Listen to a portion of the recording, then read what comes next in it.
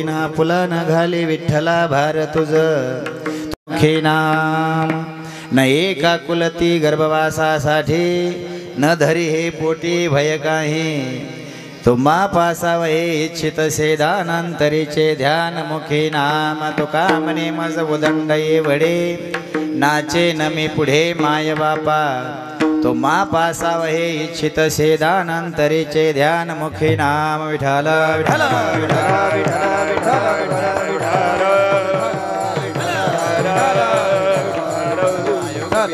भीमरत्यावर पुंडरीका जातो मणींद्रम स्वागतिष्ठन्त मानद कंदम ब्रह्मलिंगम भजे पांडुरंगम पांडुरंग करू प्रथम पांडुरंग करू प्रथम नमन पांडुरंग करू प्रथम पांडुरंग करू प्रथम तुझरे चरण संतातिया दुसरे चरण संतातिया दुसरे चरण संतातिया दुसरे चरण संतातिया त्यांचा कृपादाने गदेचा विस्तारो त्यांचा कृपादाने गदेचा विस्तारो त्यांचा कृपादाने गदेचा विस्तारो बाबाजी सद्गुरु दास तुका दुसरे चरण संताजिया दुसरे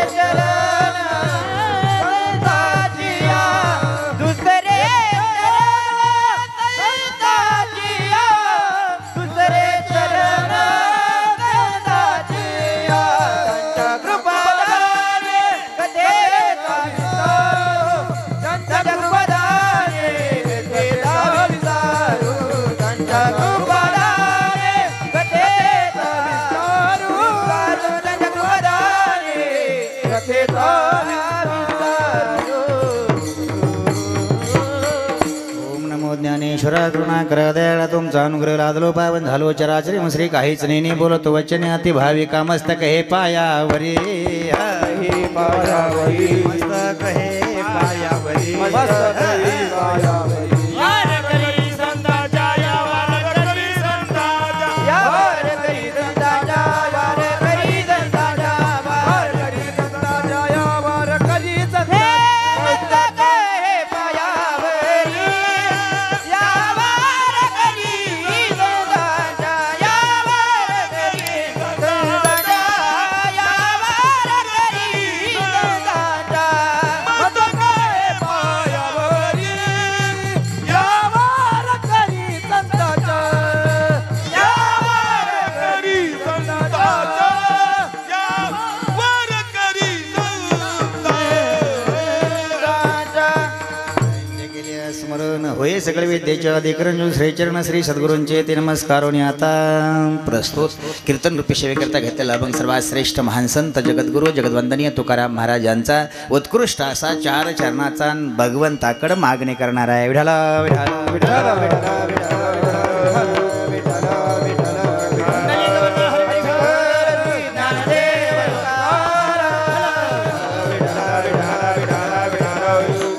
भोगिना पुलान घाली विठ्ठला भार तुझ तुम्हा पासावै इच्छित शेदानंतरीचे ध्यान मुखी नाम सालाबाद प्रमाणे ह्या वर्षी आपल्या पवित्र पावन नगरीमध्ये अखंड नाम सप्ताह ज्ञानेश्वरी पारायण सोहळा आणि संत ऋषी जगद्गुरू अगस्ती महाराजांच्या कथेचा समारंभ आज 3ऱ्या वर्षातली शेवटची सेवा आहे आणि त्या सेवेसाठी उत्कृष्ट असा तुकाराम महाराजांचा 4 चरणाचा अभंग आहे विठ्ठल विठ्ठल विठ्ठल सहकार्यानं पंक्तीवाले दान देणारे जेवायला येणारे ऐकायला येणारे टाळकरी मंडळी पंचक्रोशीतील सर्व भजनी मंडळी तसंच अखंड हरिनाम सप्त्याचे मार्गदर्शक हरिभक्तीपरायण परमपूज्य आदरणीय अंगदजी महाराज डक बरोबर ना विजय महाराज बबन महाराज बाकीचे सगळे मला नाव माहीत नाही मृदंगाचार्य 7 दिवस अखंड नाम सप्त्याला आवर्जून त्यांची संस्था हरिभक्तीपरायण बाप्पा महाराज जगड्यांची कोकणी बुवा वारकरी शिक्षण संस्था दारफळ, बरोबर आहे ना, त्यांच्या सहकार्यातून आज 3ऱ्या वर्षातला शेवटचा दिवस आहे आणि योगानं माझ्यासारख्या आज्ञाला मिळायला योग आहे. विठाला विठाला विठाला विठाला विठाला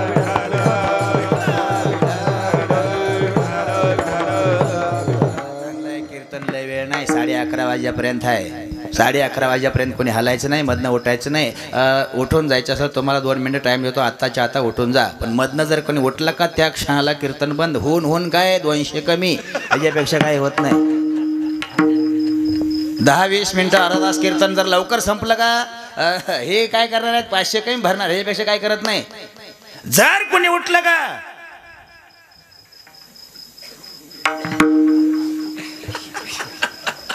तुम्ही माणसं ह्याला आणलं नसतं तर बरं झालं असतं.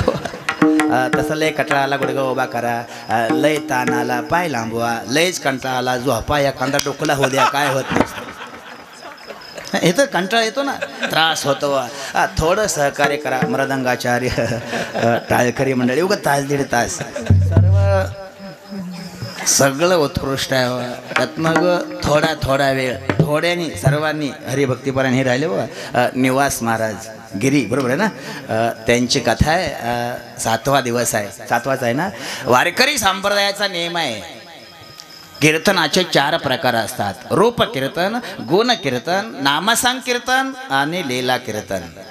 सप्त्याच्या पहिल्या दिवशी रूप कीर्तन, पुन्हा 2 दिवस गुण कीर्तन, पुन्हा 3 दिवस नामसंकीर्तन. नामसंकीर्तनाचे 4 प्रकार पडतात. संतपर, एक संतपर अभंग असतो, दुसरा उपदेशपर असतो, तिसरा मार्गदर्शनपर असतो आणि आजचा 4था मागणीपर असतो. असा दंड काय वारकरी संप्रदायाचे. काल्याच्या आदल्या दिवशी मागणीपर अभंग असावा, त्या निमित्तानं असा सरळ 4 चरणाचा अभंग आहे. सरळ अभंगाचा अर्थ असा आहे, तुकाराम महाराजांचं म्हणणं आहे, देवा तुझी माझी काही गरज नाही, तू आठास करतो का, मी तुझ्याकडे कधी काही मागणार नाही. आणि जे कधीच भगवंताकडे मागत नसतात का त्याला संत म्हणतात, आणि जे कायमस्वरूपी भगवंताकडे हात पसरतात का त्याला जीव म्हणतात. संतांनी आठास, भगवंताने आठास केला संताच्या पदरात काहीतरी टाकण्यासाठी, पण प्रत्येक क्षणाला संतांनी नकार दिला. तरीही मागणीपर अभंग आहे. त्याचे एकमेव कारण जगासाठी संतांनी आपल्यासाठी मागून घेतलं भगवंताकडे. काय पाहिजे, काहीच लागत नाही. पैसे निवड नाही, जमीन नाही म्हणलं तर, सोनं वगैरे तसलं बी काही गरज नाही. मग काय पाहिजे, द्यायचं असेल तर एक दे देवा. कायम स्वरूपी तुझ्याबद्दल माझ्या अंतकरणात निव्वळ प्रेम असावं. नीट आहे का.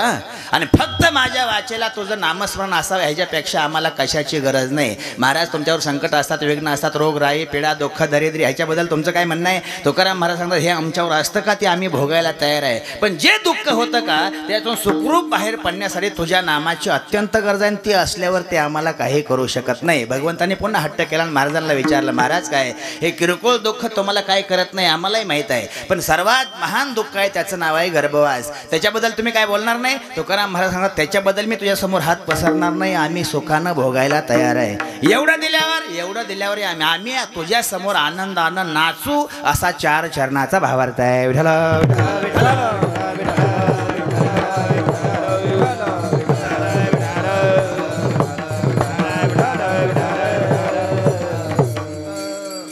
नसतात आणि जे मागतात त्याला संत, हे तुम्हाला ऐकून पाठ झालं.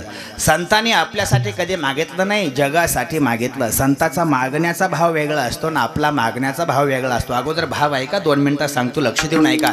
त्यांनी जे भगवंताकडे मागितलं का ते त्यांच्या स्वतःसाठी नाही, त्यांचा मागण्यातला जो भाव आहे का तो आपल्याकडे नाही. आपला भाव आहे आपल्या पुरतं आणि त्यांचा भाव आहे जगापुरतं. थोडंसं लक्ष द्या. घोटाळा झाला जरा. सुदामाने सुशीला घरी गप्पा मारत बसले होते. ही नावं पाठ आहेत ना.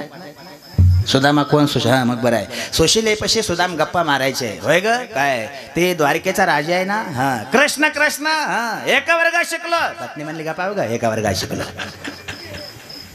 असल्या गप्पा मारत जाऊ नका. तवा बी असे दम देऊन बोलत होते. तुम्ही लय मनावर घेत जाऊ नका, ही पहिल्यापासूनचा रिवाज आहे. गा बसा. नाही तसं नाही, खरंच माझ्या ओळखीचा आहे. कोण, द्वारकेचा राजा. अहो असं कसं शक्य आहे.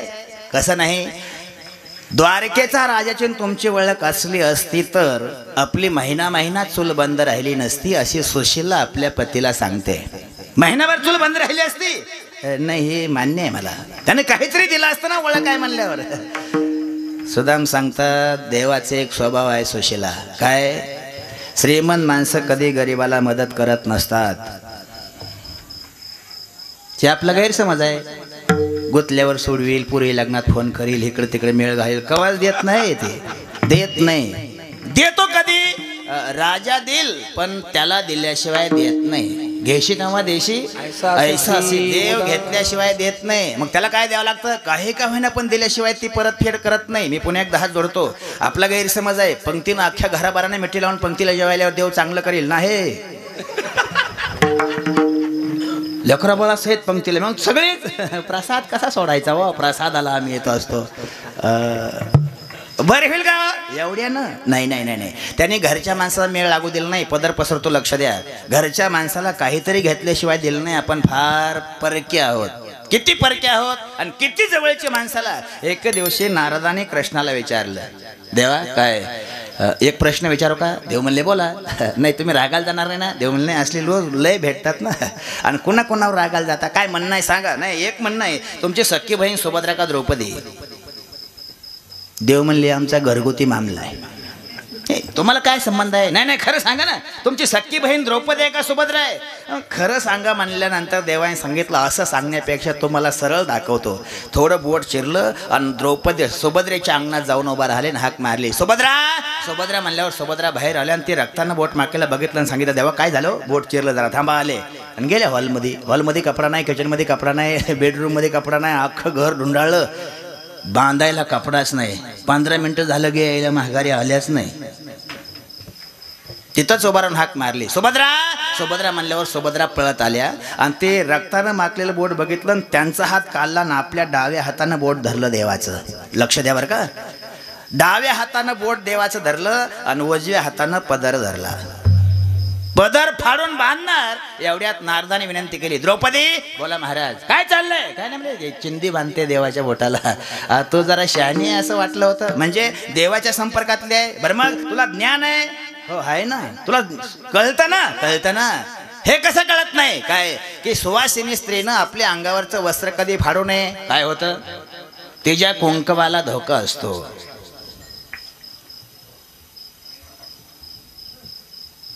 थांबली नाही द्रौपदीने विचारलं महाराज काय?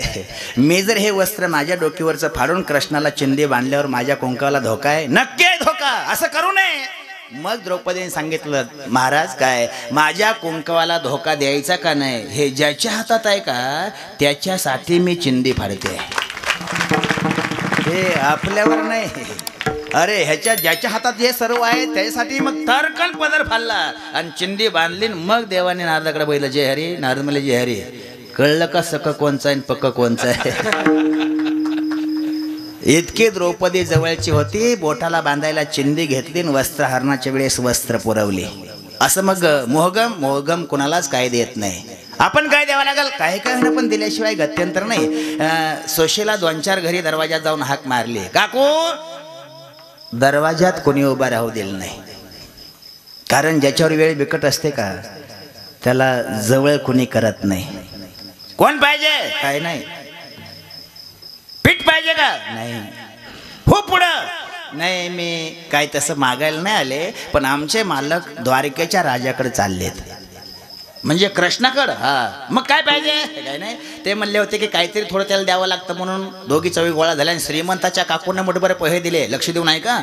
आणि श्रीमंतीने न दिले म्हणल्यावर गरिबीने बी दिली. 2-4 लगेच गोळा झाल्या. कारण तिनं दिलं म्हणल्यावर आपण का देऊ नये? 10-5 लोकांनी मोठमोठे पैसे दिले. ते अशी गटुड्यात बांधले, सुदाम जवळ दिले. ते दरवाजाजवळ गेले. वेळ नाही आपल्याला इतका. आणि दरवाजातल्या 2 द्वारपाळांनी भगवंताच्या दारातल्या आडवलं, व्हा पुढं. सुदाम म्हणले पुढं नाही व्हायला आलो. जा सुगी सराई दिवस आहेत, लोक कामाला चालले, 2 घरं मागून खा, उपाशी मरचाल लोक रानात गेल्यावर. जा पुढं. नाही पुढं नाही. हे कृष्णाचा वाडा आहे ना? म्हणले हा आहे का त्यात? कोण? कृष्ण. ज्याच्या अंगावर कपडा व्यवस्थित नाही त्याने द्वारकेच्या राजाला अरोतर बोलल्यावर ही मोहर उभा राहिली कशाला असतात? त्यातलं एक दरडावलं, अरे काय अरे तुझ्या अंगावर वस्त्र व्यवस्थित नाही ना आमच्या राजाला अरोतर बोलतो? तुझा काय संबंध आहे? सुदाम म्हणला माझा काय संबंध नाही, पण त्याची माझी ओळख आहे. आमच्या राहायची तुझी ओळख आहे? हा. कशी? मी एका वर्गात शिकलो, तुम्ही दोघे एका वर्गात 12वी पर्यंत.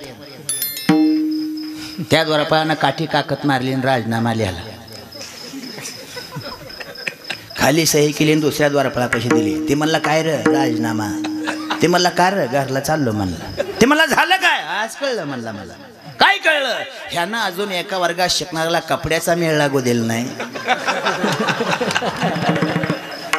आणि ह्याच्या दारात काठी आपटून आपली लेकरं कुठं चिटकावायचं आहे नसतो रे मेळ लागत. जाहीर राजीनामा. एक पळत घरला गेलं मग दुसरं घाबरलं आणि दुसऱ्यानं पण हात जोडलं. होय हो आव जावं पुन्हा. होय हो काय काय पाहिजे? काय नाही, त्याला फक्त सांगा सुदामा आलाय म्हणा. ते निरोप पोचला, देव पळत आले. तुम्हाला प्रसंग माहीत आहे. सुदामाला मध्ये नेलं, स्वयंपाक वगैरे झाला. 2 दिवस राहिले. दुसऱ्या तिसऱ्या दिवशी थोडासा घोटाळा झाला आणि लक्ष्मीनं कृष्णाला विचारलं, म्हणजे रुक्मिणीनं, इकडे बोल रुक्मिणी, हे असं कसं? म्हणले कोण? सुदाम. का? मी सकाळी एकदा, दुपारी एकदा, संध्याकाळी एकदा ह्याच्या घरी जाते, पण त्याच्या उंबऱ्याकडे बघितल्यावर मला दम निघत नाही. लक्ष्मी म्हणते, लक्ष द्या.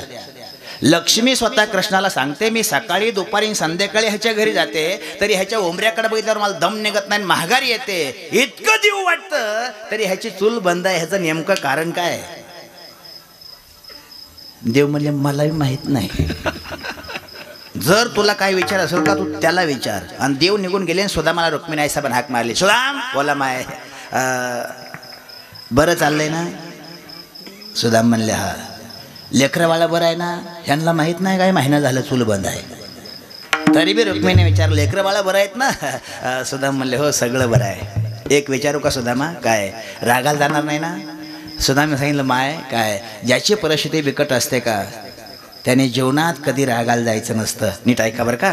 आणि ज्याची परिस्थिती बिकट असून बी रागाला जातो का त्याच्या 2 पिढ्या बर्बाद झाल्याशिवाय राहत नसतात. ऐपत पाहिजे रागा नाही ऐपत. अरे महिनाभर झाले माझी चूल बंद आहे आणि मी रागाला जात असतो काय? बोला. नाही सुदामा माझं तसं म्हणणं नाही, पण महिना झाला तुझी चूल बंद आहे, याचं कारण काय? नाही कारण हे तुम्हाला कळायला पाहिजे. माहिती तुम्ही लक्ष्मी आहे. नाही मला कळतं रे, मी सकाळी एकदा येते, दुपारी एकदा, संध्याकाळी एकदा, तरी पण तुझ्या घराकडे बघितल्यावर दम निघत नाही, महागारी येते. मी साधी नाही, जगाची लक्ष्मी आहे. माझ्याशिवाय झाडाचं पान हलत नाही वगैरे वगैरे बरंच सांगितलं. लक्ष्मी पूजनच्या दिवशी माय बापाला जवळ बोलवून, दिपाळीत असतं ना ते लक्ष्मीपूजन, लक्ष्मीपूजनाच्या दिवशी माय बापाला जवळ बोलवून, जवळ बसवून, जीव घालून जे लक्ष्मीची पूजा करतो का घरी स्वतःच्या, त्याच्या घरी मी 15 वर्षानं जाते. लक्ष्मी सांगतायत. जे माता म्हातारे कोट्यावर रानात राहायला ठेवतं, सासरवाडी कल्ली माणसं घरी बोलून लक्ष्मीपूजन करतं का त्याच्या घरी 3 पिढ्या माझा मेळ लागत नाही. त्यांनी सोन्याची मूर्ती आणू दे, साडूला गोळा करू दे, साडूच्या पोराला नारळ फोरायला लावू दे, तरी त्याचा माझा गाठ पडत नाही 3 पिढ्या. पण तुझ्या घरी 3 टाइम येऊन मेळ लागत नाही, कारण काय? मग सुदामाने सांगितलं माय काय, आम्ही ऋषीकडे संदीपानीकडे शिकायला होतो आणि आमच्या जवळ एक ब्राह्मणाचं कुटुंब होतं. एका दिवशी ब्राह्मण मेला, 2 दिवस त्याची लेकरं उपवाशी होती. ब्राह्मणीनं बाजारात लावून लाह्या बतासं पोटांना खारमुरं मागून आणलं लेकराला खायला. आणि संध्याकाळी लेकराने खाल्लं आणि ते पर्ण कोटीसमोर गटोळ राहिलं. संध्याकाळी 12 वाजता 2 चोर आले. मी आश्रमातून बाहेर यायला आणि ते 2 चोरटे आश्रमासमोरून जायला. ते देसलेलं गटोडं खाऊचं एका चोरानं बघितलं, दुसऱ्याला खोणला उचल म्हणला, पहिल्या घासाला खाणं उचल गटोडं, आणि त्यांना गटोडं उचलायला आणि आतनं ब्राह्मणीनं बघायला. आणि ब्राह्मणीनं शाप दिला, ऐका चोरट्यानं, पती वारून 2 दिवस झाले, 3 दिवस झाले लेकरं उपवास आहे, मागून आणलेलं अन्न आहे, ह्यातल्या अन्नाचा कण जो कोणी खाईल त्याला 18 विश्व दारिद्र्य भोगावं लागल. दुसरा म्हणला सोड गटोडं सोड. ते म्हणलं आता म्हणलं उचलून, आता म्हणतो सोड म्हणलं, मी लांब बसून कीर्तन ऐकलं, हे शापीत अन्न नाही, सोड गटोडं. त्यांना लगेच सोडून दिलं. आई काय, मी बी आश्रमात गेलो. आमचा सकाळी एक विद्यार्थ्याला 30 गटोडं चोरट्यांनी सोडलेलं आमच्या आश्रमात आलं. मला सकाळी 9 वाजता आमच्या आईसाहेबांना हाक मारली, ती गटोडं माझ्यासमोर दिल्या ओळखलं हे रातचं आहे. आणि ह्या सगळ्या अन्नाला शाप आहे. ह्यातला अन्नाचा कण जो कोणी खाईल का त्याला 18 विश्व दारिद्र्य भोगावं लागणार आहे. आईनं बजावलं, बरं का रे सुदामा, काय सर्वांना वाट? म्हणले हा. कृष्णाला बी दे? म्हणले हो. गटोडं घेऊन बाहेर आलो. मी विचार केला, ह्यातल्या अन्नाचा कण खाल्लं की 18 विश्व दारिद्र्य. अख्ख्या जगाचं भरण पोषण करणारा कृष्ण आहे, आणि ती जर दरिद्री झाला तर जगाचं कसं होईल? नाही दिलं कुणाला. अख्खं अन्न मी खाल्लं आणि 18 विश्व दारिद्र्य भोगायला मी खंबीर आहे. माय लक्ष्मी असून तुझं काही चालत नाही. हे त्या अन्नाचा प्रभाव आहे. बदलाव लागल. देवन तू बघून घे, येतो मी. गेले बाहेर. देवाला बोलून घेतलं, विश्वकर्म्याला बोलवलं, पाठवून दिलं. घर सोन्याचं करून यायला. हे तुम्हाला पाठ आहे. विश्वकर्मा दारात आला आणि हाक मारली, सुदामदेव आई सुशीला बाहेर आल्या. कोण आहे? मी द्वारकेहून आलो. या अंगणातलं पोतं फाटकं होतं, मलिन झालेलं. असं झालं सुशीलेनं आणि विश्वकर्म्यासमोर टाकलं. बसा. ती पोत्याकडे एकदा बघायचं आणि स्वतः या कपड्याकडे एकदा बघायचं. ती म्हणलं असल्या कपड्यातलं पोत्यावर हात जोडलं. तुम्ही पोत्यावर बसणार नाही मला माहीत आहे, कारण तुम्ही कपड्यावरून कळते मोठ्या घरचं आहे आणि मोठ्या घरची माणसं पोत्यावर बसत नसतात. नका बसू. थांबा. आले. मी घरात गेल्या मोठ्या गाडग्यातलं बारक्या गाडग्यात पाणी आणलं आणि विश्वकर्म्यासमोर धरलं. असं प्या पाणी. म्हणलं मला ताण नाही. पाणी प्या. नाही मला गरज नाही पाण्याची. नाही गाडग्यातला पण पेत नाही का? प्या पाणी. नाही मला गरज नाही, माझ्यापाशी बाटली आहे बिस्लरीची. कपड्यावरून कळत नाही का आम्ही गाडग्यातलं पाणी पित नाही? कळतं मला, पण पाणी प्यावं लागल. कारण एकच आहे. माझ्या लक्ष देऊ नाही. कुणी झोपला तर जागा करा. कीर्तन झालं चला घरला म्हणा.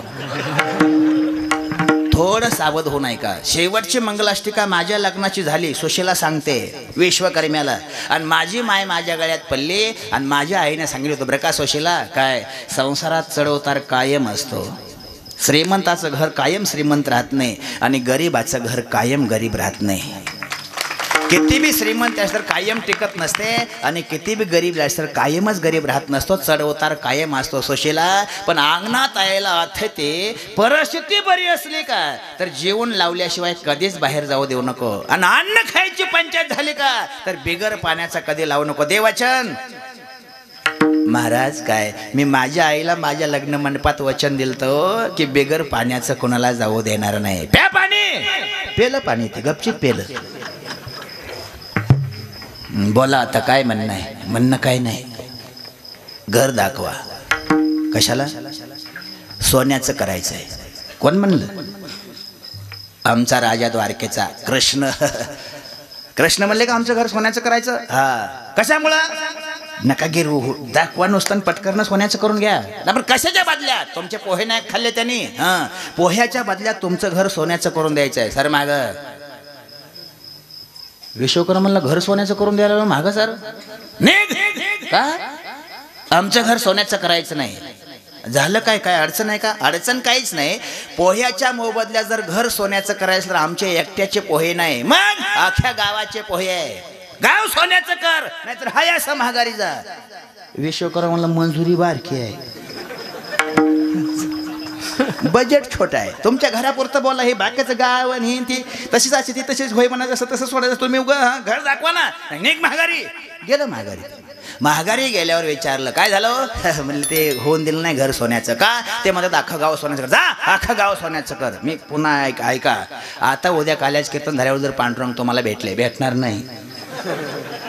भेटले समजा काल्याच कीर्तन झाल्यावर दुपारी 2 वाजता आणि त्यांनी एकट्याला गाठून विचारलं जय हरी. तुम्ही मला जय हरी. कोण तुम्ही? पांडुरंग. पांडुरंग म्हणल्यावर तुम्ही म्हणता कुठला आहे? पंढरपूरचा आहे. काय काम आहे? काम नाही काय? मग सप्त्यामुळं प्रसन्न आहे. तुमचं घर दाखवा. का? सोन्याचं करायचं आहे. तुम्ही म्हणता गाडीवर बस. मागं मोठ्यानं बोलू नको. बस मोठ्यानं बोलू नको. भीतीला कळण्याचं बस मागं. आणि तुम्ही त्याला घरी घेऊन येणार. आतनं कडी लावणार आणि त्याला बजावून सांगणार हे कली सामायिक भीत आहे.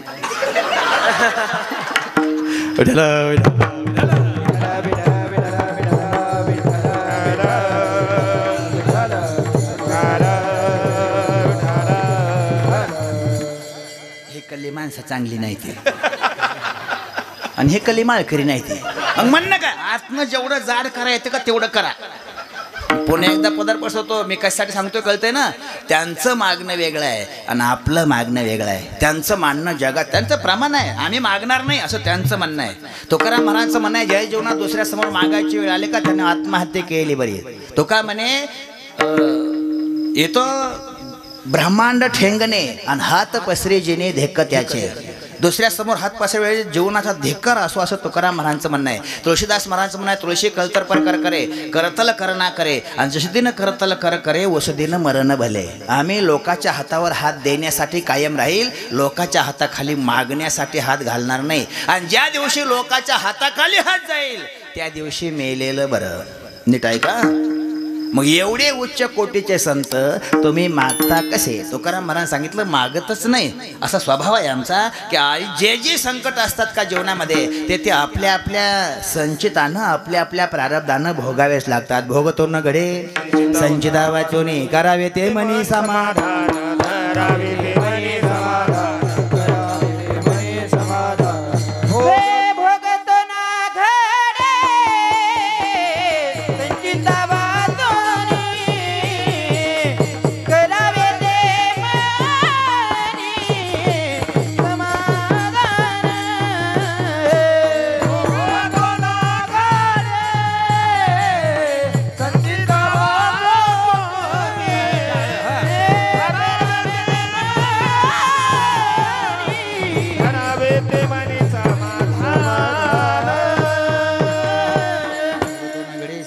सोनी करावे ते मनी समाध. हे जुनं आहे बरं का. समाधान सुख शांती हे जुने शब्द. आता नाही, आता असणाऱ्याला बी समाधान नाही, नसणाऱ्याला बी समाधान नाही. असणाऱ्याला बी टेन्शन आहे, नसणाऱ्याला बी टेन्शन आहे. ज्याला आहे का त्याला बी त्रास आहे, नाही त्याला बी त्रास आहे. हाय म्हणून त्रास नाही, लोकांना का आहे म्हणून 10% त्रास आहे. आम्हाला आहे ह्यात नाही समाधान, त्यांना कशामुळे आहे? जीवाचा स्वभावच विचित्र आहे. श्रीमंताच्या काकूनं गरिबाच्या ठकूला बोलवलं. पोर्चमध्ये काकू उभा होती आणि गरिबाची ठकू रस्त्यानं चालली होती आणि तिनं हाक मारी, ठकू बोला काकू इकडे काय. पळत गेली. ही गरिबाची होती ती श्रीमंताची होती. बोला काय म्हणणं आहे? नाही का म्हणले 1-2 वर्षात दिसत नाही, कुठं कामाला नाही, धंद्याला नाही. ठकू म्हणलं नाही बाय काकू 2-3 वर्ष झालं आपण कामाला नाही, कुठं कोणाच्या बांधायला नाही. मग खाताव काय? 10-12 शेगा आहे त्या म्हणले, 5-25 शेर आहे ते म्हणले, टुमटुमीत चाललंय. उगं चौग श्रीमंताच्या काकूला ताण आला, हिचं काम बंद झालं म्हणून. तू कामाला जात नाही? लॉकडाऊन पासून अजिबात कुठं नाही. मालक ते बी जात नाही ते म्हणले कामाला. मग ती बी कामाला जात नाही, तो बी कामाला. मालक काय करतो? त्याने म्हणले पेट्रोल पंप घेतलाय.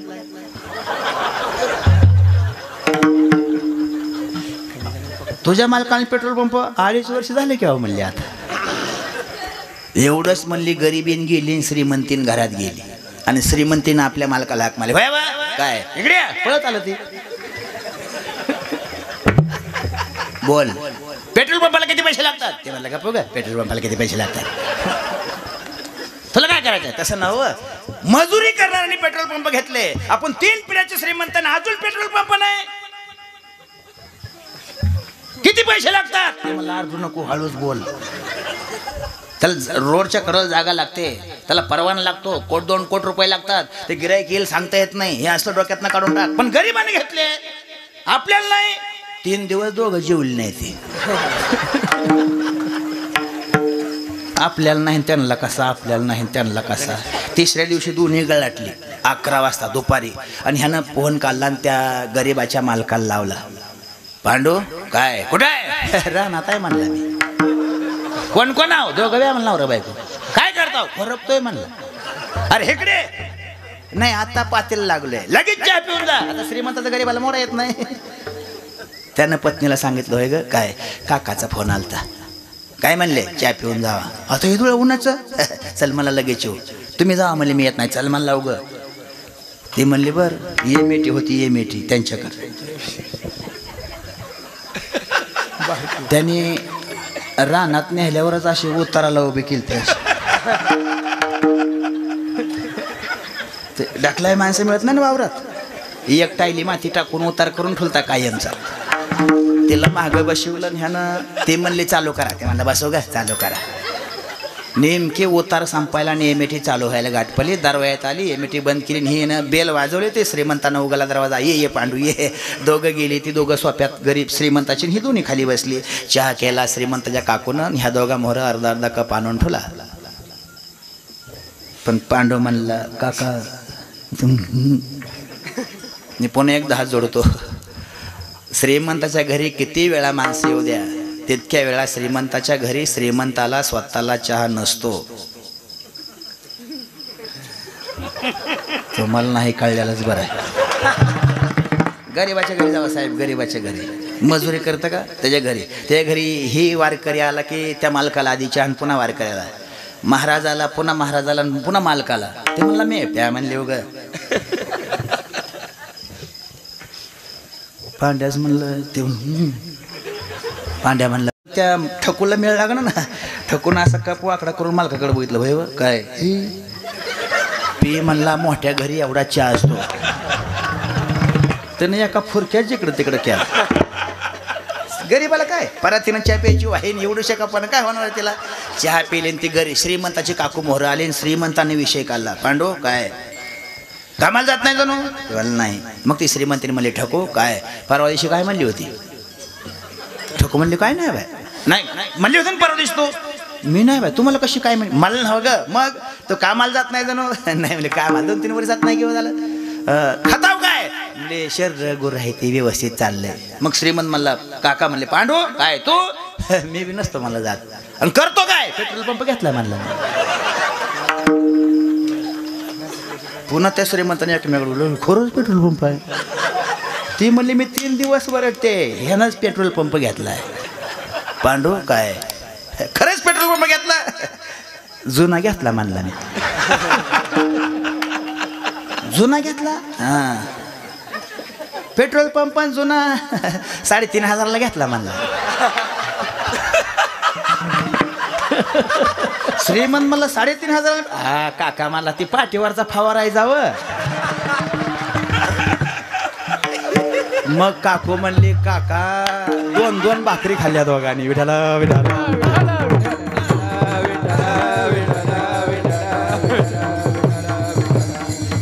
समाधान सुख हे जुनं आहे आता नाही. आता लोकांकडे बघितलं की त्रास आहे. तुकाराम महाराजांचं म्हणणं आहे भोग भोगावेच लागतात. हे तुला आम्ही सांगणार नाही. जेवढी जेवढी संकट येतील का तुका म्हणे आलो शोषित संकटे मी माझे ओखटे आहे देवा आहे देवा मी माझे ओखटे आहे देवा मी माझे ओखटे. तुका म्हणे आलो तुका म्हणे आलो शोषित संकटे. तुका म्हणे आलो शोषित संकटे मी माझे ओखटे आहे देवा मी माझे ओखटे. मी माझे ओखटे मी माझे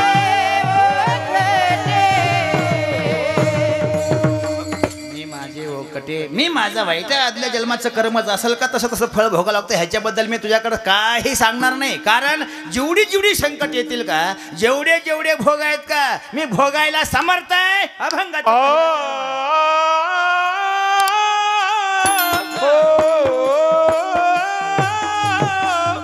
होईल ते भोग भोगीन आपुना.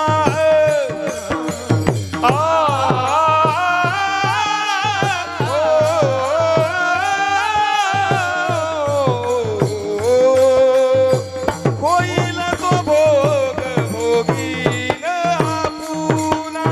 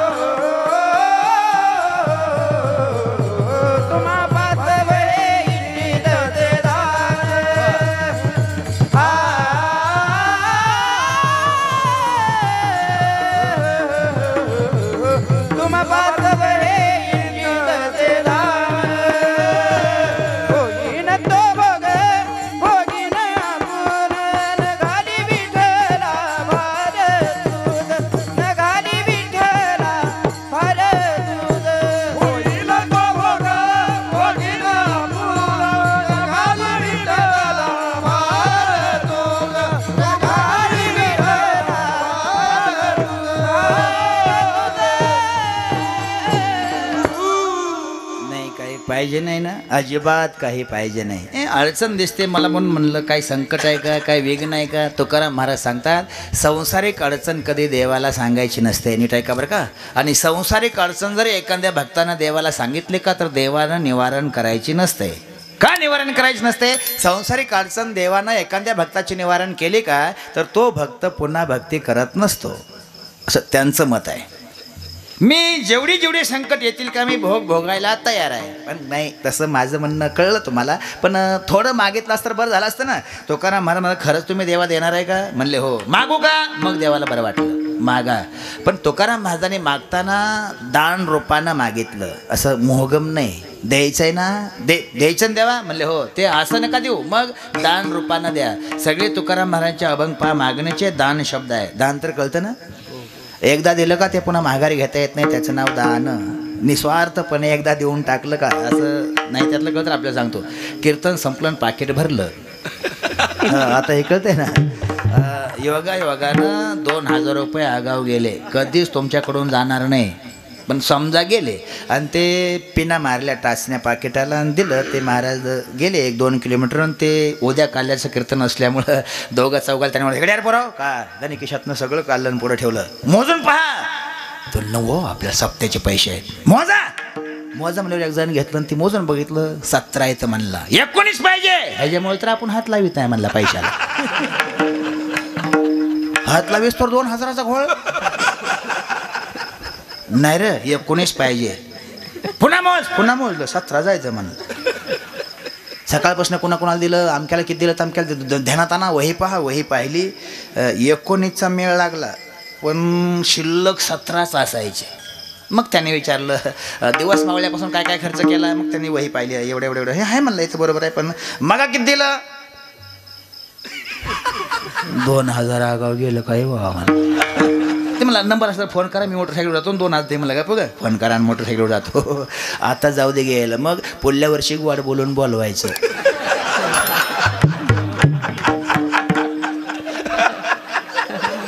आणि दुष्काळ आहे म्हणून 3 कमी द्यायचं.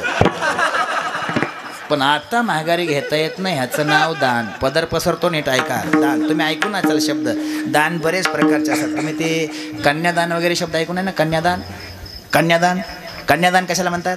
सगळा खर्च मुलीच्या बापाने स्वतः दारात करून द्यायचा. दोन्ही कल्ला मुलीचे दागिने सहित स्वतः खर्च करून ती मुलगी पतीच्या हवाले करते, त्यावेळेस त्याला कन्यादान म्हणतात. बरोबर आहे ना. आणि ज्यानं कन्यादान केलं का त्याला त्यातलं पुन्हा काही परत घेता येत नाही, त्याला म्हणतात दान. शास्त्राचं मत आहे मुलगी ज्या घरी आहे का त्या घरी मुलाच्या मायबापाला पाणी प्यायला परवानगी नाही, असं त्यांचं मत आहे. लय डोक्यात घ्यायचं नाही. हे तर सोडून जात जा. मुलीच्या घरचं पाणी सुद्धा प्यायला परवानगी नसते मायबापाला, त्याला म्हणतात कन्यादान. आता राहायला जायची वेळ आली, हा भाग वेगळा आहे. मी रात्री कीर्तन सुटल्यावर गाडीत बसताना एकजण म्हणलं निघाला का. मी म्हणलं हा चहा घेऊन गेला असं. मी जाऊ द्या नाही म्हणलं जवळ आहे म्हणलं चला. राहू द्या चला म्हणून गेलो. डाळजोत बसतो तर दुसऱ्या डाळजोत एक म्हातारा उठून बसलो. चहा घेऊन आले. मी त्यांना हळूच म्हणलं होय हो काय वडील आहे ते काय आपलं न हो म्हणलं. म्हणलं आपलं न मग त्यांचं आहे तर म्हणलं. म्हणलं सप्त्याला आलेलं काय नाही राव म्हणलं. मग 11 वर्ष झालं हे तर जायचं म्हणलं. त्यांचं हित आहे तर तुमचं कुठं आहे? आमचं आमच्या तायडीकडे आहे राव. मग वेळच फिकट आली ना. नाही आता म्हाताऱ्या माणसाला मस्त वाईट वाटतं पण पर्याय नाही, बिलकुल पर्याय राहील नाही. वेळ तशी आहे ना. मुलीच्या घरचं पाणी प्यायला परवानगी नाही बापाला, त्याला म्हणतात गोदान. ऐकून आहे ना, म्हणजे गाय दान. गाय ज्याला दान दिले का त्या गायीचं दूध ज्या चहात ओतलं का ते चहाही प्यायला परवानगी नसते, त्याला म्हणतात गोदान. मला गेल्या वर्षी श्रीमंतानं हाक मारली. कट्ट्यावर असं बसलं होतं मी रस्त्याने चालू या महाराज नगराव या चहा घेऊन जा. काय साहेब कसं आहे श्रीमंतांना गरीबाला हाक मारून चहा पाजला का वळखाच्या सासरवाडीकडली एक कीर्तन फुकट करून घेत आहे. नगराव चहा बी नाही या म्हणलं. आम्ही नाही राव वेळ नाही या दूध घ्या. मग नाहीला जाऊन टेकावं लागलं ना. दूध आणलं, दूध पेलो. बरं चाललं का म्हणला. मी म्हणलं होय. झाली का सोगी? मी झाली राव. किती निघला कडबा? मी 300. ज्वारी 7 पाहिल्या. जनावर नाही ती राव. जनावर काय नाही 300 कडपानं एवढ्यावर जनावर असते का? न्याचा काय म्हणला काय म्हणलं नको दूध देते म्हणला. मला काय करायचं आहे? वासरू ही चांगलं आहे म्हणला. नेहराव देशी गाय आहे, गाय पवित्र असते, अंगणात गोमूत्र. मला नसतं तसलं नको शिकू म्हणलं, पण मला गाय नग नाही खरंच पवित्र असते मला माहित आहे ना. मग नेहा म्हणून नगर राव तशीच नेहा. आता लगे लगे होय म्हणायचं का तशीच नेहा म्हणल्यावर? इदो पत्र नगर नगन तशीच म्हणल्यावर होय. जेवायला या, हा जेवण करा नगराव. एक चपाती खा नाही, हरभऱ्याची भाजी भाकरी अर्धी भाकरी खा नगराव म्हणलं. 2 भजे खा नाही नाही, थोडा भातन खा नाही नाही, हे काय खात नाही. 1 सफरचंद खा लगे लगे होय म्हणायचं काय सफरचंद आलं तर? आता लई येडे असलं तर होय म्हणेल पण इतक्याला नग म्हणलं की त्याला बी नग म्हणलं लागतं ना 2-3 बऱ्या. नाही तशी तरी काय करायचं आहे? नेहरा मला दूध देते. मी घरी यायचे ते पोरानं घरी आणून गाय बांधली आमच्या. मी घरी जायला आणि तिथं रोयात गाय. आमच्या घरच्याने हाक मारली ही मी म्हणलं गाय आहे कुठनं? मला आमक्या ठिकाणावर. मिळालं नाही मग तशीच आहे म्हणजे तशीच दिली. मग असं वपडीच बाय म्हणजे मला वाटतं पैसे देऊन आणले का तुमच्यावनी जास्त आहे आमचं बी तसंच आहे. दूध देते का? वासरू आहे दूध देते का? म्हणजे 2-4 आमची लेकरं गोळा झाली. थोरल्या पोरीनं ज्वारीचं पेट डब्यातलं पाठीत काढलं, पाणी तांबर ओतलं, मोहर 3 दावी लावली. केव्हा जनावर माहीत नाही. इकडे एक दाव इकडे एक महागाई एक. वासरू कोणी सोडायचं 5-6 लेकरं फुलपात्री घेऊन लंबर उभा राहिली अशी. धार काढा. मी बसलो चरवी घेऊन धार काढायला. धार काढायची व्हायला आणि ज्यानं गाय आणून बांधली का ती सायकलला केटली अडकावून यायला गाठ पडली. मी उठून महागारी बोसती मागाचं पोरग. मी का रे पांडू? पाहुणं आले तर मला दूध सांगितलंय. मी आखा निघल्या त्या कॅटरीत वतलं गेलं निघून ते.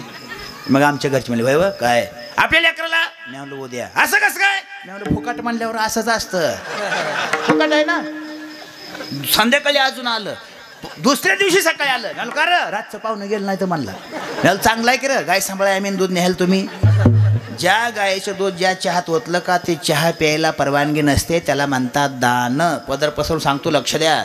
तुकाराम महाराजांचं म्हणणं आहे तुम्ही भावनेच्या भरात घ्या म्हणताय, भावनेच्या भरात द्याचाल पण पुन्हा माघारी घेण्याची शक्यता असल्यामुळं जे तुम्हाला मला द्यायचंय का ते फक्त दान रूपानं द्या. बरेच अभंग आहेत. ह्याची दान देगा देवा, तिथं दान शब्द आहे. दान द्यायचंय ना ते आम्हाला फक्त दान रूपानं द्या. पण काय द्या? अभंगाचं तुम्हा पासव हे इच्छित दान, तुम्हा पासव हे इच्छित दान, तुम्हा पासव हे इच्छित दान, तुम्हा पासव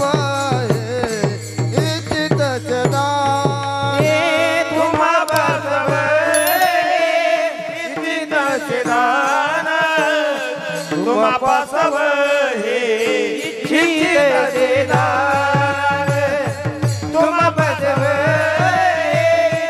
इच्छित दान, तुम्हा पासव हे इच्छित दान. मोठी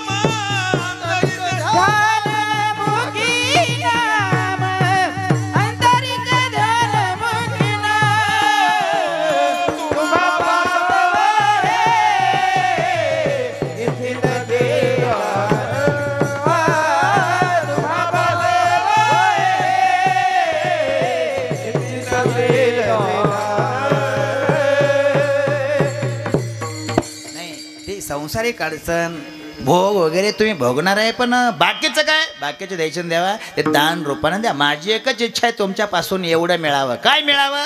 अंतरेचे ध्यान मुखी नाम. मुखामध्ये तुमचं सतत भजन असावं, अनंत करण्याच्या ठिकाणी उत्तुंग प्रेम असावं.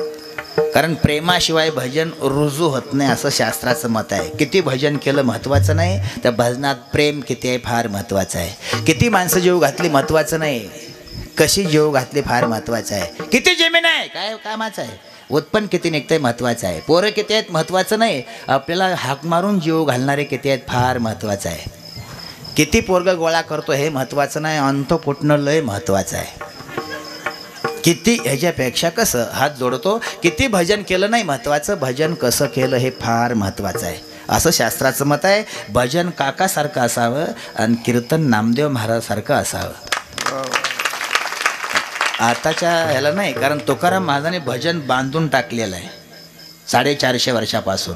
असं मोकळं भजन नाही, भजनात प्रेम असेल तरच भजन. असं प्रत्येक ठिकाणी गुणगायीनं ते शब्द लय महत्त्वाचा आहे. नसाय पाहिजे होतं गुणगायीनं ह्याची माझी सर्व जोडी, एवढं पाहिजे होतं. गुणगायीनं आवडी फार महत्त्वाचे आहे. भजन ह्यांच्यासारखं काकासारखं असावं आणि कीर्तन नामदेव महाराजसारखं असावं. हे तुम्हाला इथं त्यांच्याच दरबारात आपण आहोत, तुम्हाला पाठ आहे. पण एका मिनटात सांगतो.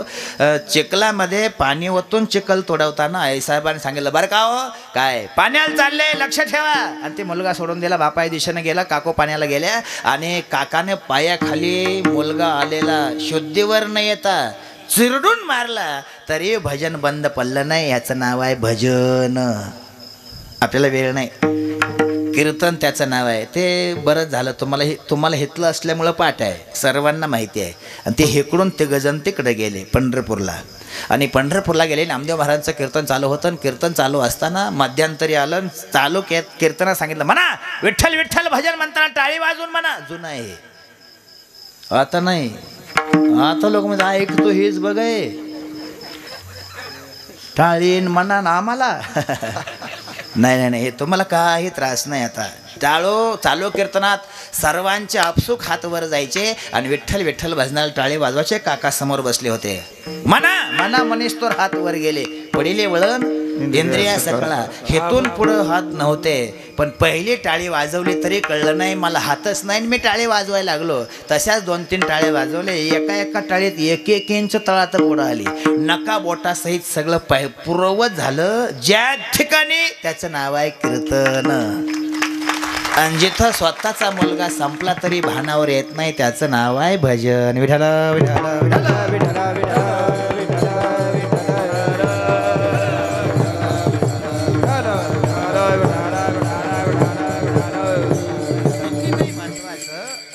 एवढंच द्या फक्त. तुमच्यापासून एकच इच्छा आहे, दान रूपानं अंतरेचे ध्यान मुखी नाम. महाराज काय नामात एवढं काय सामर्थ्य आहे. तुकाराम महाराजचं म्हणे कलियुगात दुसरं काही चालत नाही, फक्त भगवंत या नावाला प्राधान्य. मोडून या वाटा सूक्ष्म दुस्तर केला राजा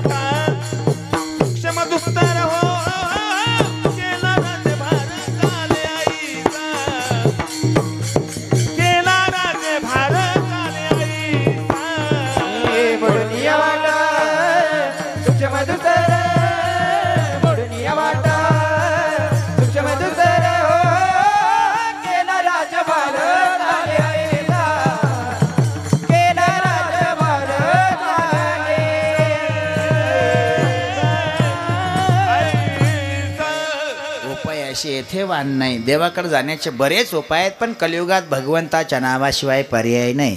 कारण कलियुगात एक सरळ मार्ग आहे, भगवंताचं भजन. तेवढंच द्या. आणि तेही 88 मागितलं. ते असं मोकळं नाही, हृदयात प्रेम पाहिजे, हृदयात. आणि वाचेला तुमचं नाव पाहिजे. नावानं काय होतं, तुमचं बी जिथं काही चालत नाही एवढी ताकद तुमच्या नावात असल्यामुळं ते आमच्या वाचेला द्या. बाकीची कशाची गरज नाही. तुमचं काय चालत नाही म्हणजे बाकीचं तर कोणाचं चालत नाही, पण देवाचं बी काय चालत नाही एवढी ताकद कलियुगात भगवंताच्या नावात आहे. तुम्हाला पाठ आहे माझ्यापेक्षा. दुहेरी फायदा आहे भगवंताच्या नामाचा. पहिलं पाप नष्ट करतं आणि दुसरं पुण्य वाढवून देतं. कलियुगात एकच आहे, त्याचं नाव आहे नाम. नुसतं पुण्य वाढवत जर असतं का आणि पाप तसंच राहिलं असतं का तरी बी एवढं पुण्य वाढू शकलं नसतं. कर्जच कधी हटवायचं नाही आणि उत्पन्न काढीत राहायचं. ते बरं झालं का? बरं आहे म्हणला. उत्पन्न 3 लाखाचं निघलं मला लावून द्या. बरं आहे का? बरं आहे मला, पण स्वसाठी 5 लाख आहे.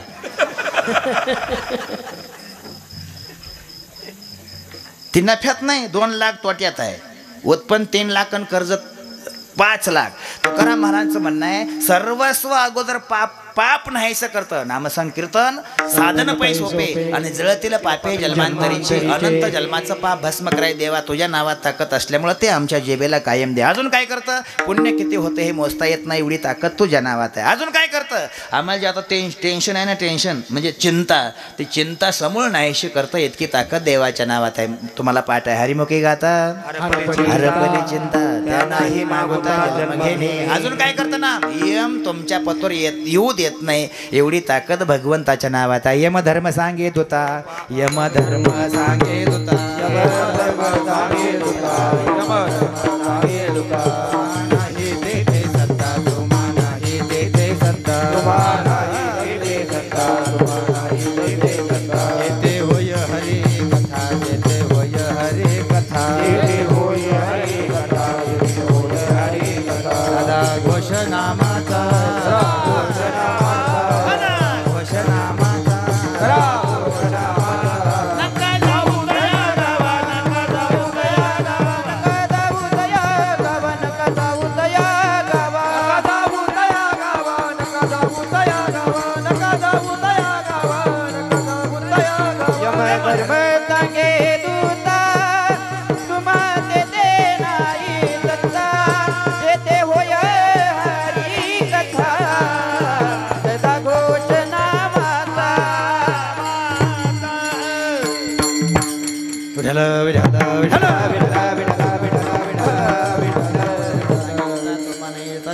कथा सदगोष नामाचा ना कजा होत आहे गावा. नामधारकाच्या शिवाय एवढी पावर भगवंताच्या नामात आहे. अजून काय होतं? एवढी पावर आहे ह्यात नवल नाही. देवाचं बी काय चालत नाही इतकी ताकद देवाच्या नावात आहे. कशावरून? तुम्हाला पाठ्या प्रसंग पण ते एका मिनिटात सांगतो. सर्व लवाजमा संपूर्ण रामप्रभू अयोध्येला आले आणि 1 महिन्यानंतर उत्सव फार मोठा होता. त्या उत्सवात सामील व्हायला विश्वामित्राचं आगमन झालं आणि विश्वामित्र आले, बघितले आणि राम पळत गेले. महाराज तुम्ही? म्हणले हो हो या. आसन टाकलं रामाने बसायला विश्वामित्राला आणि दर्शन घेतलं. रामाने दर्शन घेतल्यावर 2-4 वानर गोळा झाली एकमेकाला डवसलं. होय रे काय? कोण आहे ती? म्हणलं होय हो, आपण कधी बघितलं नाही. पण आहे कोण? कोणी का असं म्हणलं राम पाया पडते. म्हणलं आपल्याला पाया पडाय काय हरकत आहे? 10-5 वानर लाईनला उभं राहिली. 5-50 झाली, 100-200, 1000, 2000, 5, 10, 15, 20,000 वानर लाईनला उभं राहिली. त्याच्या पाठीमागून हनुमंत चालले होते. हनुमंतांनी मागच्याला विचारलं काय घोळ आहे? म्हणले विश्वामित्र दर्शनाला. हनुमंत बी लाईनला उभं राहिले. पण हनुमंताला नारदाने बघितलं. नारद जवळ येऊन विचारलं हनुमंताला, हनुमंता जयारी? हनुमंत म्हणजे जयारी. नाश्त्याची रांग आहे काय? हनुमंत म्हणजे तुम्हाला खाण्याशिवाय याडच नाही काय?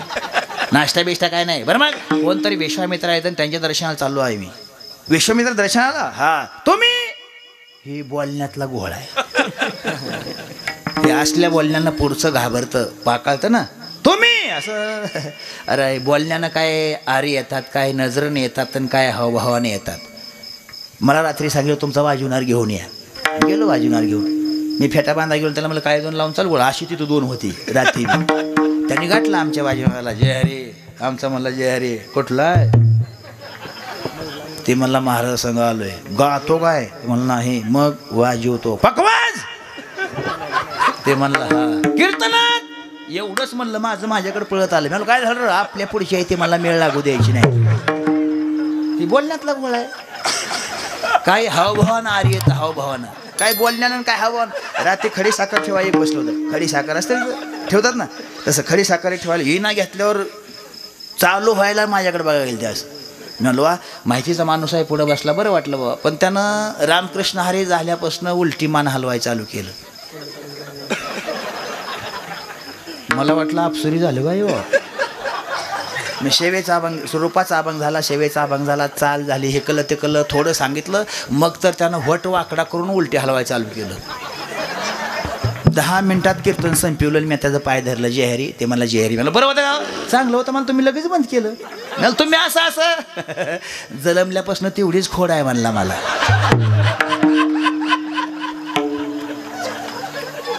मी हात जोडतो साहेब लय मोठा वक्ता बोलवा तसलं 300 रुपये देऊन मोहर बसवा. मग रोख 300 धर. आणि त्यांनी बघितलं की नुसतं नाही पुढचं पाकाळलं तर मग बोल. काही नजरेवर असतं काही बोलण्यानं. तुम्ही हनुमंत म्हणले मला काय झालं म्हणते विश्वामित्र कोण होते माहिती आहे का म्हणले कोण ते होऊन ते झाले ते विश्वामित्र. लाईनच्या बाजूला काल नारदाने हनुमंताला आणि तेच नारद विश्वामित्राकडे जे हरी विश्वामित्र म्हणजे हरी कधी आला बोले 2 तास झालं. मला वाटलं नाही म्हणजे बोलून घेऊन अपमान करतील म्हणून. विश्वामित्र म्हणजे झालं काय एक वाणाला सहज म्हणलं मला असं ते असंच बोललं मला तुम्हाला. कळ लावून दिली. विश्वामित्र रागाला गेले. आपल्यावर नव्हते विश्वामित्र. प्रतिसृष्टी निर्माण करायची पावर होती विश्वामित्राची. हाय असं जग पुन्हा आपल्या सहित इतकी पावर. आपल्याला अर्धाच हरिपाठ आहे. ज्याला हिकलला आहे का त्याला हिकलला नाही. ज्याला हिकलला आहे त्याला हिकलला नाही. लय लोकांचा घोळा असा आहे. तेने मुक्तिचारी साधियल्या पुण्याची गणना कोण करी वेशास्त्र उभारी बाह्य सदा द्वारकेचा राणा पांडवा घरी. मी म्हणले हिकलला येणं कार्याकडे असतं मला तिकडलं.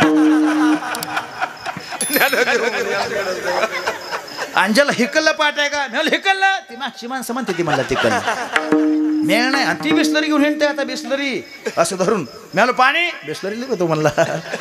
हरिपाठ अर्धा पाठ असताना विश्वामित्राला काय ताकद आहे. बोलवा रामाला शाप देईन. राम पळत आहे हात जोडला. शांत व्हा महाराज. जो आणणार तुम्हाला काय म्हणलं का मी त्याची एका बाणात मुंडकं उडवीन असं रामाने म्हणायला हनुमंतांना ऐकायला. हनुमंत म्हणले मेलो रे. राम एक बाणी आहे बाण वाया जात नाही ना. आता माझं मुंडकं राहत नाही. लटलट लटट कापू लागले. एवढ्यात नारदाने पुन्हा गाठलं हनुमंताला जे हरी. हनुमंत म्हणले अजून आला काय चांगलं शिकवी जाव राव म्हणला लोकांना. मी दर्शनाला उभा होतो रांगाला उभा होतो चाललो होतो. तुम्ही मला असं त्यांना तसं आता असं माझं मुंडकं राहत नाही. हनुमंता काय तुला जगायचं आहे का. हनुमंत नसतं राव आता जगत नाही. माझा रामावर विश्वास आहे बाण वाया जात नाही माझं मुंडकं राहत नाही. हनुमंता काय जगायचं असेल तर अजून एकदा ऐक. हनुमंत म्हणजे तुझं ऐकूनच ह्या फळाला आले ना. दुसरंच ऐकलं का नाही खरंच एकदा ऐक. म्हणजे बोला आसन तसं संपलंय. बोला नदीवर पळत जा आसन घालून भजन चालू कर. बाण आल्यावर मी हाय पळ ताणून लावलं. आणि रामाला तेव्हा ते वानर पळालं का ती म्हणलं होतं बघा. एका बाजूला विश्वामित्र एका बाजूला राम मध्ये नारद चालत होते. असे गेले वानराकडे बघितलं. जड अंतकरणाने बाण उपसून काढला भाताड्यातनं रामाने. आणि विचार केला वानर कोण आहे माहीत नाही पण वानरामुळं सीता मिळली हे मला माहीत आहे.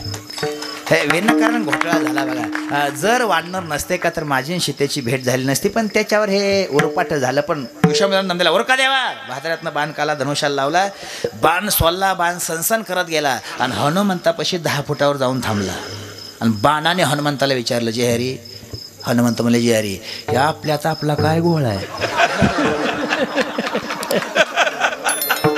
हनुमंत म्हणजे लोकांचं ऐकून झालाय. मी काय करू हाय असं महागारी जा. बाण हाय असा महागारी आला. बाण महागारी आल्यावर विश्वामित्र रागाला गेले. रामा काय कुठे गेले एक बाणीपणा. अरे बाण महागारी आला. दोघाला बोललेलं नारदाने सोडा दुसरा बाण दुसरा बाण सोडा दुसरा बाण सोडा. दुसरा सोडायला लावला. दुसऱ्याने गेल्याने केलं महागारी आला. तिसरा सोडा. तिसरा म्हणला ही दोन्ही बी अप्सुरी म्हणते ती. तुमचं नाही त्यातलं सांगतो. आपला कुठे मेळ लागणार आहे. त्या बाणानं नुसतं गेल्याने केलं भाताड्यात येऊन बसलं. धनुष्य बाण भाताड रामाने टाकून दिलं. विश्वामित्राने विचारलं वाचलं कसं वाढणार. राम म्हणले वाचला नाही हे लय महत्वाचं नाही पण माझा एक बाणीपणा नष्ट झाला हे फार महत्वाचं आहे. मला 3 बाण सोडवले. कोण आहे तो. नारद म्हणले चल दाखवतो कोण आहे. नारदाने हा रामाच्या हाताला धरून आणलं आणि दाखवलं हा हनुमंत आहे. हनुमंता काय वाचला कसा. तुझ्या नामात देवा इतकी ताकद आहे की तुझा एक नाम चांगले चांगले माझ्या कंठी राहू भले कपी कुळ उद्धरिले मुक्त केले राजा. नाम चांगले चांगले माझे कंठी राहू भले कपी कुळ उद्धरिले मुक्त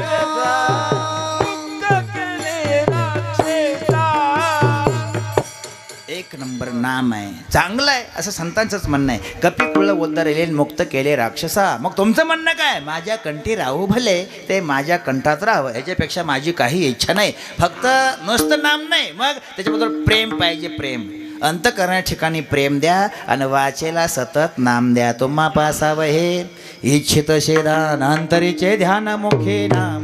अंतरीचे ध्यान मुखे नाम, अंतरीचे ध्यान मुखे नाम. तुम्हा पासावं हे इच्छित शे, तुम्हा पासावं हे इच्छित शेदान, तुम्हा पासावं हे इच्छित शेदान. अंतरीचे ध्यान मुखे नाम, अंतरीचे ध्यान मुखे नाम, अंतरीचे ध्यान मुखे नाम. विठोबा रखुमाई, हरि जय जय विठोबा रखुमाई, विठोबा रखुमाई, विठोबा रखुमाई, विठोबा रखुमाई, विठोबा रखुमाई, विठोबा रखुमाई, विठोबा रखुमाई, विठोबा रखुमाई. जय जय विठोबा रखुमाई, जय जय जय जय विठोबा रखुमाई, विठोबा रखुमाई, विठोबा विठोबा रखुमाई, विठोबा विठोबा. विठ्ठल विठ्ठल विठ्ठल विठ्ठल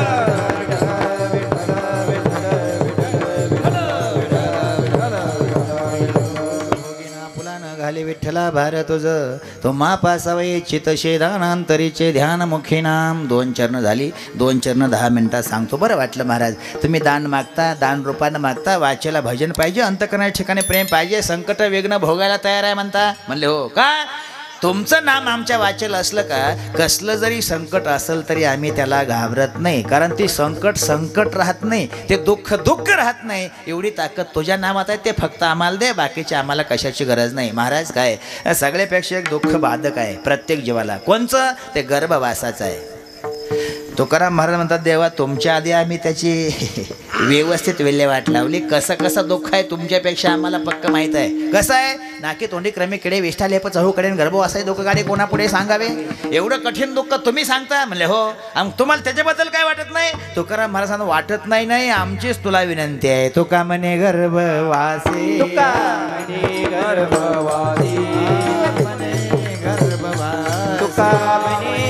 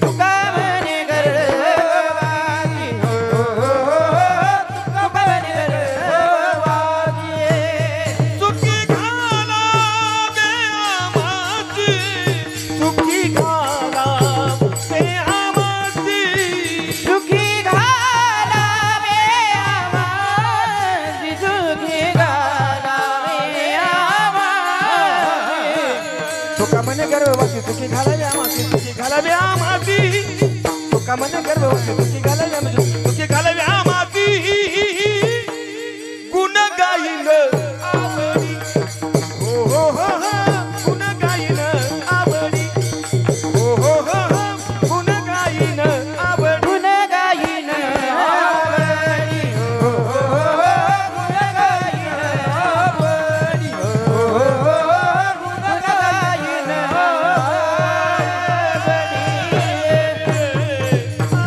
गर्भाचं दुःख किती कठीण आहे ह्याची बी कल्पना आहे. आणि तरी आम्ही तोंडाला विनंती करतो, गुण गाईन आवडी ह्याची माझी सर्व सोडी. तुका म्हणे गर्भवासी, आम्हाला गर्भाला सुखानं घाल.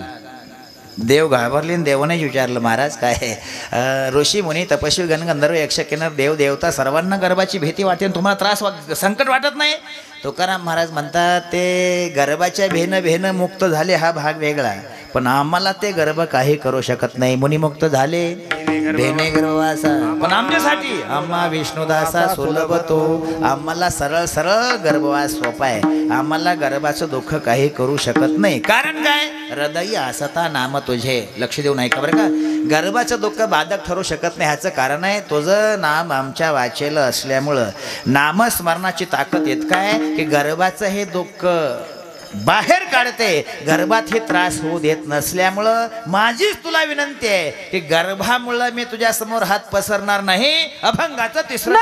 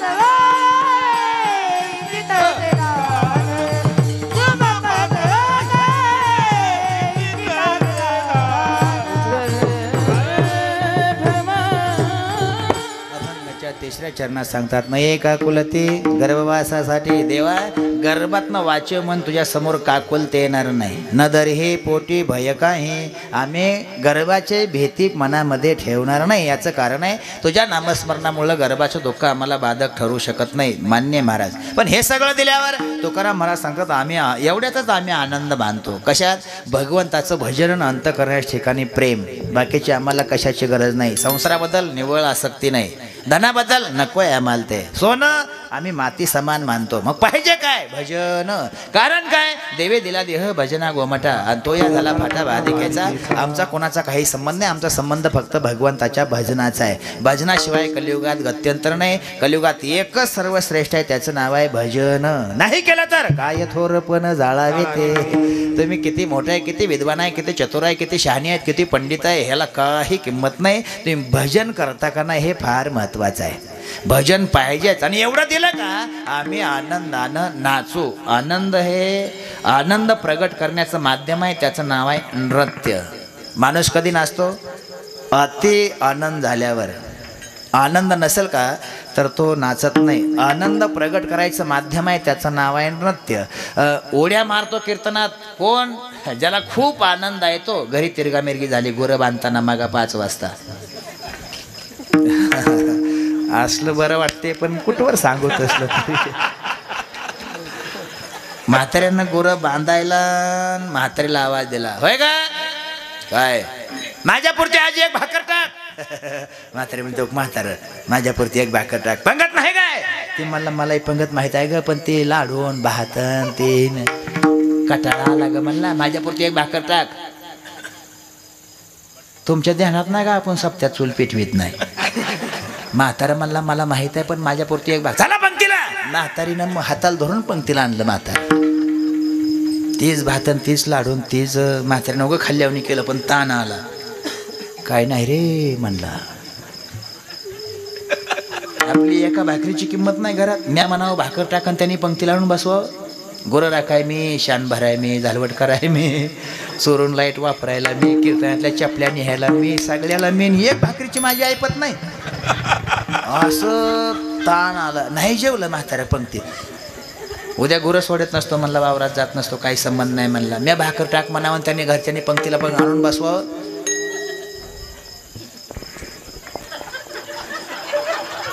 आलं जेवलं कस तरी येड्यावाकडून मंडपात आलं. आणि मंडपात आल्यावर घेतल्या संयोजकांनी त्या गळ्यात टाळ टाकला. असं ते म्हणलं आज माझी ऐपत नाही. उभा राहा, शेवट दिवस आहे. ते म्हणलं बरं. ते म्हणलं घरी तीच दारी रे, सगळी दमले. घरचे बहिण बहीण हित यावं तर हित बी उभा राहा. राहिलं उभा, पण हात बांधून रामकृष्ण हरिकृष्ण असं गोरं सोडित नसतो म्हणला उद्याच्या. न्या भाकर टाक म्हणावून घरच्याने भाकर टाकून काय राया नाही रे म्हणलं आपल्या जीवन. असं कीर्तन सुटस तर तेवढाच विचार करत होतं. आणि त्याला विचारा, सगळ्या टाळक्याने उड्या मारल्या आणि तू गप्पाला ते माझ्या ह्याच्यात होतो मला, तू म्हणजे कळते ना.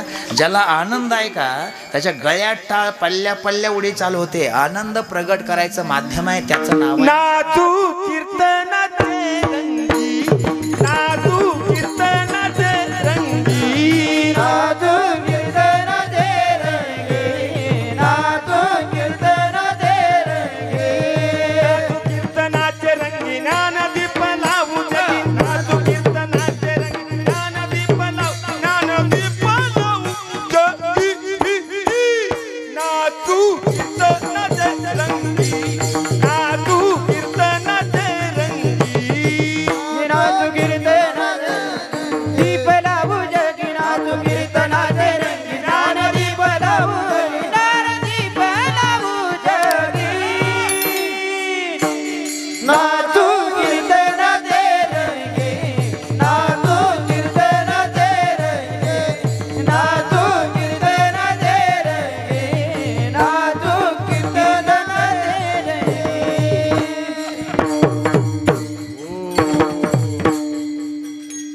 वडून धरायच बारी आहे आज. विठाला, विठाला, विठाला.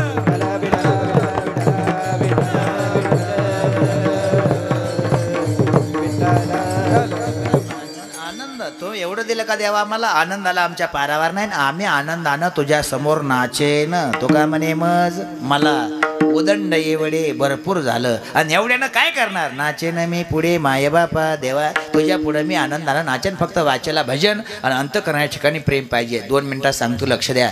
कलियुगामध्ये एकच करा. मानव म्हणून जन्माला आला का कलियुगात भगवंत या नावाशिवाय पर्याय नाही. 2 तास सकाळी 2 तास संध्याकाळी फक्त रामकृष्ण. लय बी घोळ घालायचं नाही. अंग पांढरं कर, मोठ्या गंधली, मोठ्या दडीचं उपरणं सांभाळ, घराभराला ताण दे, तसं सॉंग करायचं नाही. स्नान झालं की एका जागेला बसा आणि 1 तास रामकृष्ण हरी म्हणा. आणि संध्याकाळी झोपताना 1 तास रामकृष्ण हरी म्हणा. 1 तास. हे भजन भजन म्हणजे इकडच्या टाळ विना हे नका ह्याच्या नादी लागू. एका जागेला स्नान झाल्यावर सकाळी 1 तास रामकृष्ण हरी म्हणा आणि संध्याकाळी झोपताना 1 तास रामकृष्ण हरी म्हणा.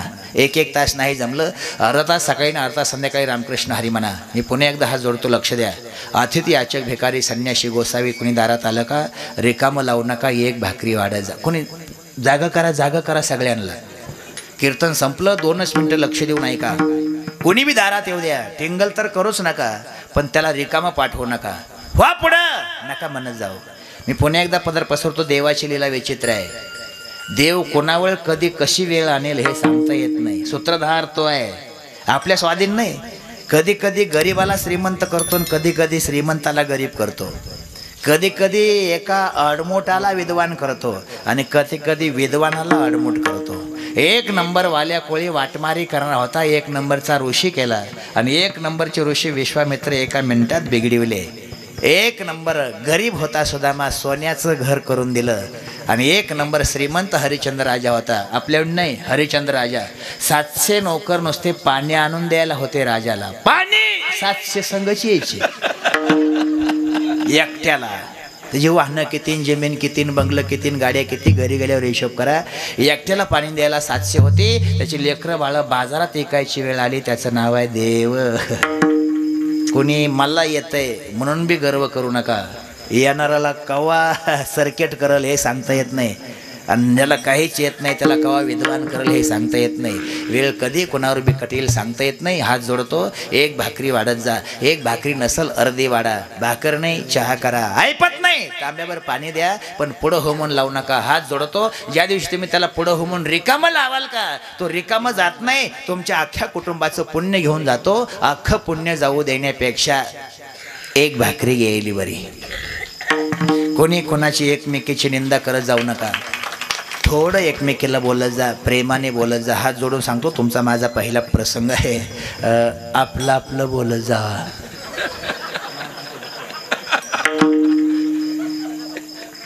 आपलं आपलं बोलायची वाहीच नाही कुणाला. ह्याने म्हणायचं ते आडवं म्हणलं आणि ह्याने म्हणायचं ते अपसुरी म्हणलं. आपलं काय झालं ह्याचा विचारच नाही ना. पुणे एकदा हात जोडतो, लक्ष देऊन ऐका. थोडं मापक राहा.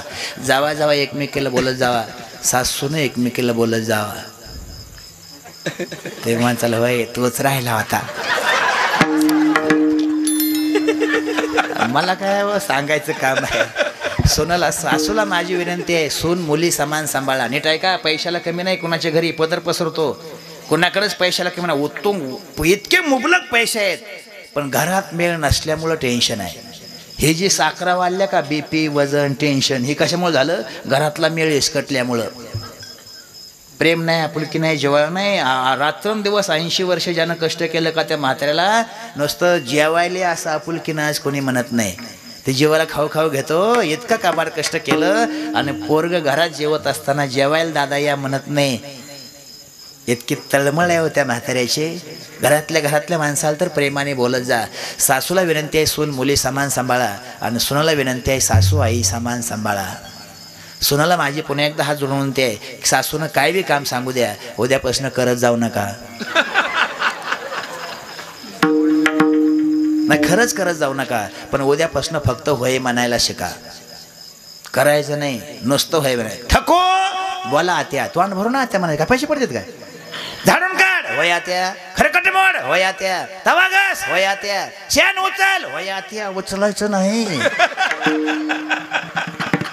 पदर पसरतो, लक्ष द्या. आठवडाभर जर तुम्ही नुसतं होय आत्या म्हणला का, तुमची सासू लगेच शेजारने का जाती बकुळा. काय व काको, सप्त्याला किती खर्च झाला ग? ते म्हणलं आपल्याला काय करायचं वा, सप्त्याला खर्च नाही. तर ते अंदाजे किती ग? म्हणजे गेले असेल 4-5 लाख. जाऊ दे म्हणजे 10 लाख जाऊ दे. म्हणजे तुम्हाला जाण्यास पैसे तुमचा काय संबंध आहे ग? किती बी खर्च होऊ दे सप्त्याला, पण ह्या सप्त्यापासून आमच्या घराला गोणा आलाय. म्हणजे ना करू दे माया सोना नका, माझ्या अंगात ताकद आहे, मी करीन. ना करू दे, पण ह्या सप्त्यापासून होय तरी म्हणाय शिकले. नीट ऐका बरं का. सून नुसती होय म्हणली का तरी सासू आनंदाला पारावार नाही हो. नुसतं होय म्हणत जा. मी पुन्हा एकदा हात जोडतो, एकमेकीला आवाजावं बोलत जा. भजनी मंडळातली माणसं प्रेमाने राहा. थोडं आयुष्य फार बिकट आहे. एकमेकाच्या मागं अभंग ही म्हणी जावा. आलंय काल व्हायच्या आपला अभंग म्हणला चल सू कोणी काढ आलो म्हणला मोटर चालू करायला गेलं. पदर माझा काही संबंध नाही. पदर पसरून सांग, थोडं मापक राहा. आपलं मी पुन्हा एकदा हात जोडतो. साहेब, लोकांचं चांगलं नाही करायला का नका करू, पण कमीत कमी वाटोळं करू नका. मी परवा दिवशी धरणाच्या कडेला गेलो. ओझनी धरण आहे ना, धरणाच्या कडेला गाडीचा घोटाळा झाला. राहायची बारी आली. ते ड्रायव्हर गेलं गाडी घेऊन, मी नीट करतो नाम करतो. ते गेलं, मीच राहिलो. ते एक जण मला म्हणला तुम्ही चाललं म्हणलं आपल्या इकडं. गेलो त्यांनी तर ओझ उगलं, आतनं बॅटरी काढली. मला म्हणलं बसा. म्हणलं तू मोटर चालू करून येतो म्हणलं. म्हणलं हिथं कोण आहे? बसा म्हणलं मी आलोच. म्हणलं किती लांब आहे? 1 किलोमीटर आहे म्हणलं. म्हणलं येऊ काय मी? बरं झालं मला सोबत कोण नाही. गेलं मला त्याला. मग ती लयच मोटरा 2-2 कासऱ्याच्या अंतराने एक डीपी आहे. मग मोटरा किती, पोल किती, कॅबला किती. त्याने मला लांब उभा केलं. हे तो उभा राहा मला, ह्यात तुम्हाला गोतुड्यात येता येणार नाही. मी राहिलो उभा. ती गेला. एक अशी पेटी होती त्या खांबाला असते की, ते काढून काहीतरी केलं, दुसरीकडे बी काढून काहीतरी केलं. आलं माझ्याकडे. मला चालू केल्या काय? मला दोन्ही बी आपल्या आहेत काय? म्हणलं इकडे बी काहीतरी तुम्ही ती तिकडे बी काहीतरी. लय पाणी लावता राव म्हणला. चला तुम्हाला काय करायचं मला. ना मला तुम्ही इकडे पेटी उगली होती आणि इकडे पेटी उगली होती, ती शेजाऱ्याची होती मला, ही आपली होती. म्हणजे ते वा म्हणले ह्याला सप्ता म्हणतात की तुम्ही शेजाऱ्याची मोटर चालू करतो. मग ती मला चालू केली नाही, मग त्याची बंद केली मला ना आपली चालू केली.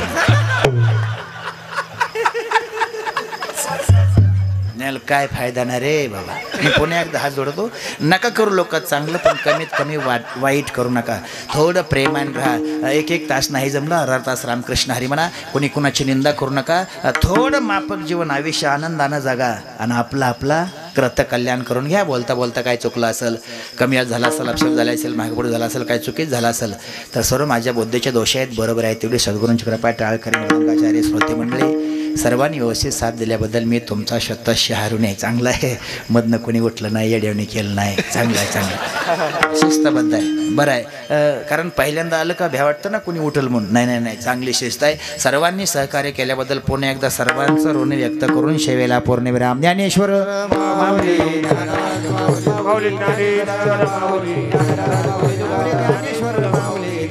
महाराज ज्ञानेश्वर